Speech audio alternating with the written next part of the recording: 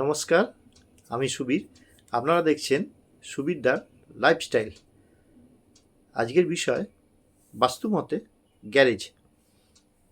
Garage বলতে সাধারণত আমাদের চোখের সামনে ভেসে ওঠে যে স্কুটার, মোটরসাইকেল ইত্যাদি সারাচ্ছে বা একটা গাড়ি রাখা রয়েছে। হ্যাঁ, এই হচ্ছে গ্যারেজ। তা এবার যদি কাউকে বলা হয় যে একটা বাড়ি করছেন, একটা গ্যারেজ বানিয়ে রেখে দেবেন, ঠিক আছে, বাড়ির ভেতরে না হলে বাইরে একটা গ্যারেজ করে রেখে দেবেন।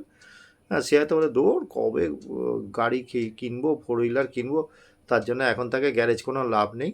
আর হয়তো বললাম যে আপনার তো স্কুটি রয়েছে বা বাইক রয়েছে, বলে দৌড় এইসব তো বাড়ির ইয়েতে উঠোনেই রেখে দিই, ও প্লাস্টিক পেপার চাপা দিয়ে রেখে দেবো, ব্যাস ও মিটে যায়। শুধু শুধু গ্যারেজ করে পয়সা খরচা করে কী হবে এইসব ইয়েতে? এই এখনকার দিনে খেতে পয়সা জুটছে না, আবার গ্যারেজ, এরম আর কি হয়।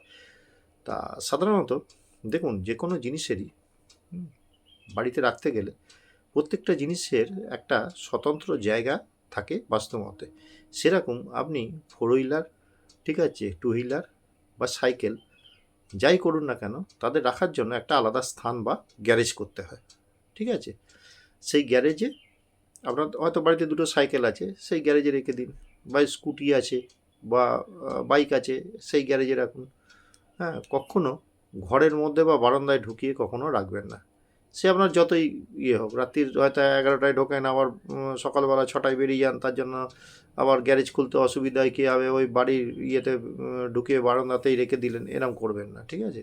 এতে অনেক ক্ষতি হয়, ঠিক আছে। নেগেটিভ এনার্জি ছড়িয়ে পড়ে এবং নানা রকম ক্ষতি হয় আর কি। তো সেই জন্য হচ্ছে কি, গ্যারেজ করবেন। এবার গ্যারেজ করার বাড়িতে আর কি সবথেকে উপযুক্ত জায়গা হচ্ছে দক্ষিণ পশ্চিম কোণ। দক্ষিণ পশ্চিম কোণে হচ্ছে ভারী জিনিস রাখার জায়গা, তাই দক্ষিণ পশ্চিম কোণে গ্যারেজ করতে হয়, ঠিক আছে। এবার হচ্ছে কি, গ্যারেজের যে দরজাটা করবেন সেটা বাড়ির প্রধান ফটকের চেয়ে যেন উঁচু না হয়, ঠিক আছে, এটা খেয়াল রাখবেন। বাড়ির প্রধান ফটকের চেয়ে যেন উঁচু না হয়, ঠিক আছে। এইবার হচ্ছে কি, গ্যারেজের দরজাটা কোন দিকে করবেন? গ্যারেজের, হ্যাঁ, দরজাটি উত্তর পূর্ব বা উত্তর পূর্ব দিকে মুখ করা উচিত, ঠিক আছে। আর গ্যারেজে পর্যাপ্ত বায়ু চলাচল করে এবং দিনের আলো ঢোকে, ঠিক আছে, এরম ব্যবস্থা করে রাখবেন। আর গ্যারেজের মেঝেটা হবে মসৃণ এবং ফাটল মুক্ত। মেঝের ঢাল হবে উত্তর পূর্ব দিকে, ঠিক আছে। আর এবার পার্কিংয়ের কথা বলছি। গ্যারেজের মধ্যে কী কী রাখবেন? ধরুন গ্যারেজের মধ্যে আপনি সাইকেল রাখলেন, গ্যারেজের মধ্যে স্কুটি রাখলেন, গ্যারেজের মধ্যে বাইক রাখলেন। হয়তো আপনার ফোর হুইলার নেই, ভবিষ্যতে কিনতে পারেন, বা এখন তো কোনো ব্যাপার না ফোর হুইলার কেনা। হ্যাঁ, অনেক দূরে দূরে যেতে হয়, ফ্যামিলি সমেত গেলে পারে এমনি যা খরচ তার থেকে একটা ফোর হুইলার থাকলে অনেক সুবিধে। প্লাস কেউ হয়তো অসুস্থ হয়ে পড়লো, রাত বিরেতে তাকে হসপিটালে নিয়ে যাওয়ার জন্য ফোর হুইলার লাগে, সে একটা সেকেন্ড হ্যান্ডই কিনুন, বা আপনার ক্ষমতা যদি তাকে ইনস্টলমেন্ট বা ইয়েতে একদম শোরুম কন্ডিশনেই শোরুম থেকেই নিন, হ্যাঁ, সেটা আপনাদের ওপর নির্ভর করছে। কিন্তু হচ্ছে কি, পার্কিংয়ের ব্যাপারটা আছে।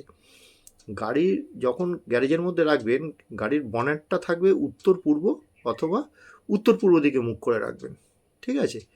আর গাড়ি উত্তর পূর্ব দিকে পার্কিং করা উচিত নয়। উত্তর পূর্ব কোণে হচ্ছে হালকা জিনিস রাখতে হয়, উত্তর পূর্ব দিকে কখনো ভারী জিনিস রাখতে নেই, ঠিক আছে। এবার হচ্ছে কি, যে গ্যারেজের দেয়ালের যে রঙটা হবে সেটা হবে সাদা, হালকা হলুদ বা ক্রিমের মতো হালকা রঙ, এইগুলো করা উচিত, ঠিক আছে।